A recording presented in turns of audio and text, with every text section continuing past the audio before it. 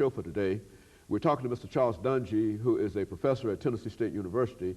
Now, Mr. Dungey, what I'd like to do over the last 6 minutes that we have is to take advantage of some of the knowledge that you've talked about in terms of your background, education, and experience, and to have you to reflect on some of the musicians and some of the directors in music that you've had an opportunity to know over the period, and perhaps give us some insight into them and who they are, and those that we should know. I know we only have about 5.5, 6 minutes, but from that perspective, to talk about some individuals that you know, the Callaways and your relationships with them and et cetera. Well, I'll try to put it in a capsule.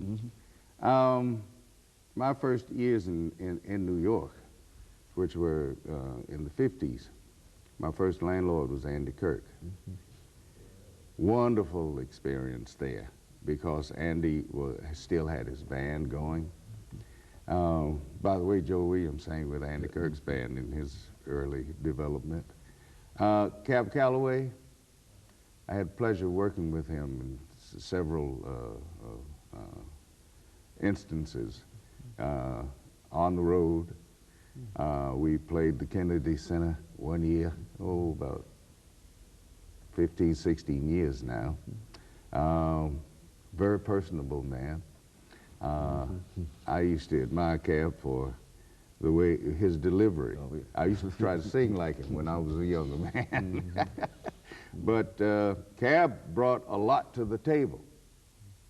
Cab at one time employed some of the more recognized jazz musicians that contributed so much to the art form. Dizzy Gillespie used to play in Cab's band. Let's see, tenor player Ben Webster, people of this sort. So you see, Cab also had a sister named Blanche Calloway. I don't know if you knew that or not. Blanche had a large band, big band, which she led, and it was a wonderful organization. Now, Calloway was from Tennessee, was he not? That I don't know. No, I don't. Oh, okay. I don't know. I might have it mixed up, but go on. No. Then you had bands like Jimmy Lunsford, Chick Webb, Lucky Thompson, Lucky Millender. You know, these people had the bands. Birmingham, remember Tuxedo Junction? Yeah. Now, this is a period when there is no television and no widespread use. This is a major form of entertainment. Yes. Folks go out there expect to go to a dance and hear a dance band. And that's absolutely good. An experience getting back to the Tennessee State Collegiate Band that went to play Carnegie Hall. They were invited to play the Savoy Ballroom. I remember the Savoy.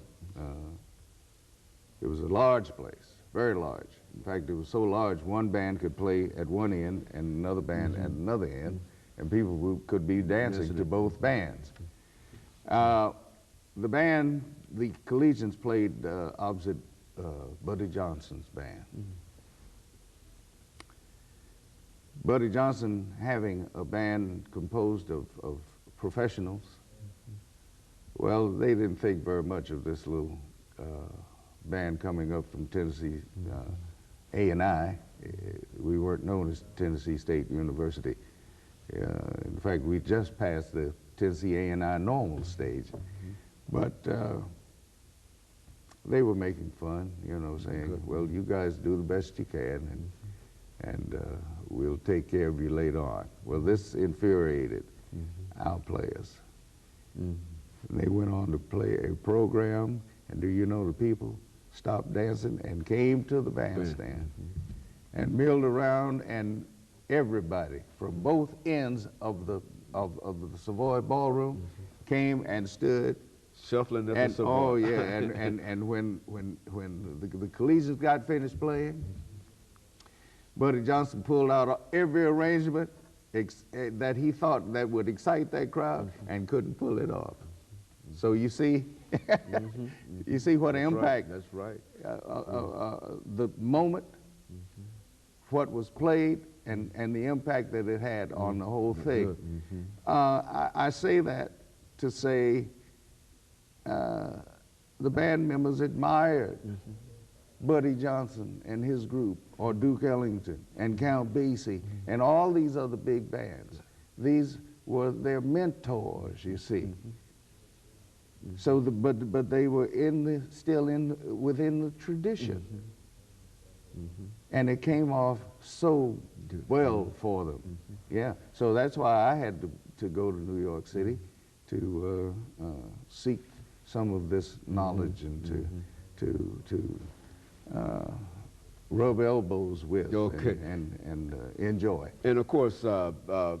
Dungy, over the last half minute that we have here, let me thank you for coming by and sharing all of that knowledge and that information with us today. You talked about a number of things that many people, some folks might remember, but I think the way that you talked about it today will not only allow those who might remember it, but those who might not know anything about it to have some idea as to what the African-American music tradition is all about. And let me encourage our audience to tune in again next week for another informative edition of Comments. Thank you and good morning.